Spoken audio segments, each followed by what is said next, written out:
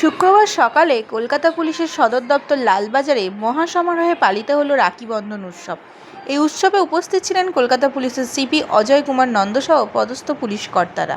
অবসরপ্রাপ্ত পুলিশ কর্মীদের পরিবার সহ কলকাতার বিভিন্ন স্কুল পড়ুয়াদের উপস্থিতি ছিল চোখে পড়ার মতো। অনুষ্ঠানের সূচনা লগ্নে কলকাতা পুলিশের নিজস্ব অর্কেস্ট্রা গ্রুপের তরফে সর্বপ্রথম বন্দে মাতরম, তারপর বাংলার মাটি বাংলার জল জনগণমন সঙ্গীত পরিবেশন করা হয়। কলকাতা পুলিশ কমিশনার অজয় কুমার নন্দ তার স্বাগত ভাষণে রাখি উৎসবে পুলিশের রক্ষাকারী ভূমিকা তুলে ধরেন। সেই সাথে মহানগরবাসীর আপদে বিপদে পাশে থাকার বার্তাও দেওয়া হয়। এক সমাজসেবামূলক শিক্ষা সংস্থার তরফে মঞ্চে উপবিষ্ট অতিথিদের রাখি পরানো হয়, সেই সাথে মিষ্টিমুখ করানো হয়। সর্বশেষে দুর্গা স্কোয়াড পরিচালিত রাখি বন্ধন উৎসবের প্রচারমূলক বিশেষ ট্যাবলোর শুভ সূচনা করা হয়। Fundamental right of life and liberty, যে আমরা একটা লোককে অ্যারেস্ট করে দিচ্ছি বা আটকিয়ে দিচ্ছি,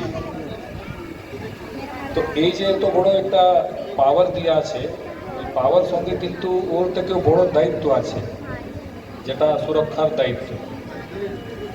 তো আজকে রক্ষাবন্ধনের দিনে আমরা এটা অঙ্গীকার করার জন্যই এটা আমরা করি। প্রতি বছরই নিজেকে আমরা রিমাইন্ড করতে চাই এবং আপনাদেরও বলতে চাই যে আপনাদের রক্ষায় যদি কোথাও আমরা খামতি করি তো আপনাদেরও রাইট আছে। ভাই, এটা তো আপনি বলেছিলেন রক্ষা করবেন, এখন রক্ষা কেন হচ্ছে না?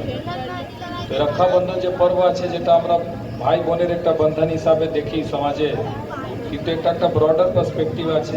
ব্রডার আছে কি যারাই আমরা যেটা বলি কি ভাই আছে বা দাদা রক্ষা করবে, যারা ছোট আছে ওদের, এরকমই আছে আমাদের। যার কাছে সামর্থ্য আছে, যার কাছে ক্ষমতা আছে, ওই কিন্তু রক্ষা করবে।